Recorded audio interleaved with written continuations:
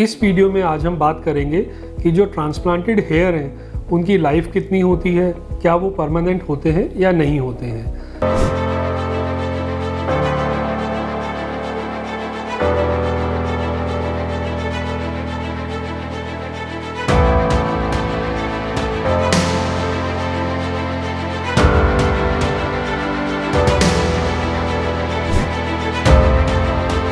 मैं doctor Sunil Arora, board certified plastic surgeon ALCS Jaipur. Hair transplant procedure, जैसा कि हमने हमारे पहले वाले वीडियो में आपको बताया था कि हेयर ट्रांसप्लांट प्रोसीजर में डोनर एरिया से ग्राफ्ट लेकर के, हेयर लेकर के और रिसिपिएंट एरिया में इम्प्लांट किए जाते हैं और एक निश्चित समय के बाद, जिसे कि यूजुअली जो हम मान के चलते हैं कि 3 महीने बाद ग्रोथ शुरू होती है ट्रांसप्लांटेड हेयर के अंदर और 5 से 6 महीने में अराउंड 70 to 80% रिजल्ट आ जाता है, जो कि फाइनली स्टेबलाइज होता है 9 महीने से 12 महीने के बीच में। अब उस पीरियड के बाद क्या ये ट्रांसप्लांटेड हेयर गिरते हैं या फिर ये हमेशा परमानेंटली रहते हैं। देखिए, ये साइंटिफिकली प्रूवन फैक्ट है कि जो ट्रांसप्लांटेड हेयर होते हैं, जो कि सेफ जोन से हार्वेस्ट किए गए होते हैं, वो लाइफ लॉन्ग रहते हैं या परमानेंट रहते हैं। लेकिन कुछ सिचुएशंस होती हैं जिनके अंदर कि ये हेयर ग्राफ्ट जो हैं वो शेड हो सकते हैं या जा सकते हैं और बॉल्डनेस वापस आ सकती है या फिर ट्रांसप्लांटेड एरिया की डेंसिटी डिक्रीज हो सकती है।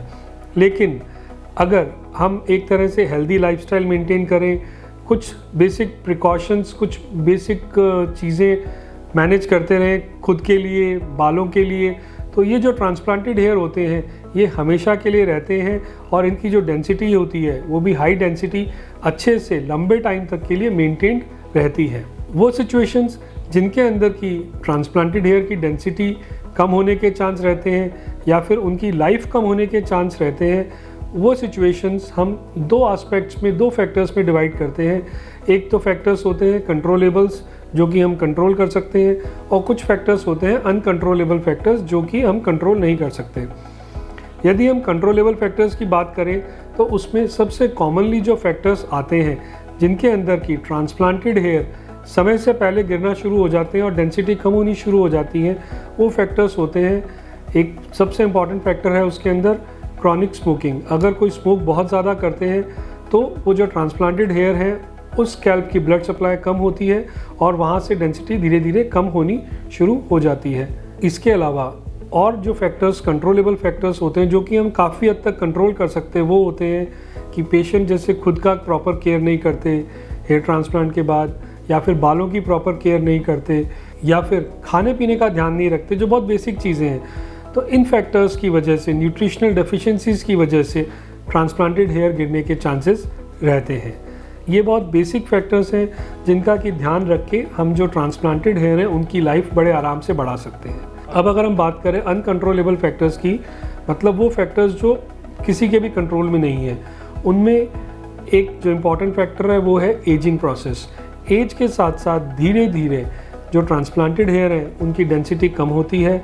उसके अलावा एक और फैक्टर है, वो है सिस्टमिक इलनेस, मतलब कि किसी तरह की बीमारी अगर पेशेंट्स को हो जाए जिसके अंदर की बॉडी के नॉर्मल सेल्स ही हैं जो धीरे धीरे डैमेज होते जाएं, उस कंडीशन में भी जो ट्रांसप्लांटेड हेयर है उनके जाने की संभावना रहती है। ये जो फैक्टर्स होते हैं ये यूजुअली बहुत ही कम पेशेंट्स में होते हैं। इसका कारण ये है कि जब हम हेयर ट्रांसप्लांट परफॉर्म करते हैं किसी भी पेशेंट पे, तो हेयर ट्रांसप्लांट से पहले हम पूरा मेडिकल चेकअप और मेडिकल फिटनेस असेस करते हैं, सो दैट कि फिट पेशेंट होंगे तो एक तो जो ड्यूरिंग सर्जरी है वो प्रॉब्लम्स भी ना के बराबर होंगी, और फिट पेशेंट्स के अंदर हेयर ट्रांसप्लांट के बाद भी बालों की जो लाइफ है वो काफ़ी अच्छी रहती है और वो लंबे टाइम तक रहते हैं। ये बहुत सारी कुछ बेसिक चीज़ें हैं जिनका कि ध्यान रख के जो ट्रांसप्लांटेड हेयर है वो काफ़ी लंबे समय तक नेचुरल और हाई डेंसिटी के साथ रह सकते हैं, और उनका जो, जिसे हम कहते हैं कि जल्दी जाना या समय से पहले गिरना, वो रोका जा सकता है।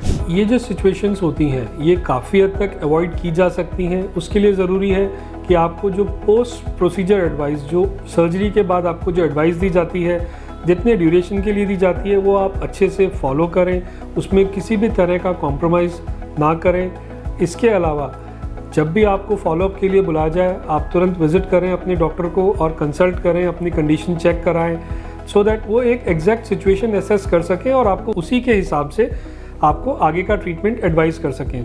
इसके अलावा कुछ बेसिक चीज़ें, जैसे आपको स्मोकिंग अगर आप करते हैं तो अगर आप छोड़ देंगे तो जो ट्रांसप्लांटेड हेयर है उनकी लाइफ काफ़ी बढ़ जाती है। आपको खुद का ध्यान रखना है, आपको न्यूट्रिशियस डाइट लेनी है, आपको अपना प्रोटीन इंटेक बढ़ाना है, कुछ बायोटीन सप्लीमेंट्स और कुछ मल्टीविटामिन्स कुछ सिचुएशंस में हम एडवाइस करते हैं, वो हम एसेस करने के बाद ही एडवाइस करते हैं कि आपको ज़रूरत है या नहीं है। लेकिन इन सब चीज़ों से जो बेनिफिट होता है वो ये होता है कि बालों की लाइफ काफ़ी हद तक बढ़ाई जा सकती है। और यदि उसके बाद भी इस तरह की कोई सिचुएशन डेवलप होती है तो यदि आप तुरंत अपने हेयर ट्रांसप्लांट सर्जन से मिलते हैं तो वो डेफिनेटली आपको कोई सोल्यूशन बता के और इस तरह की प्रॉब्लम को वहीं पे रोकने में आपको मदद कर सकते हैं। हेयर ट्रांसप्लांट से संबंधित आपको यदि और भी कोई जानकारी चाहिए या आपकी कुछ क्वेरीज या क्वेश्चंस हो तो आप हमें कॉन्टैक्ट कर सकते हैं। हमारा फ़ोन नंबर और हमारा ईमेल आईडी नीचे स्क्रॉल हो रहा है। उसके अलावा आप कमेंट सेक्शन में जाके भी अपने क्वेश्चंस और क्वेरीज और कमेंट्स पोस्ट कर सकते हैं। Thank you.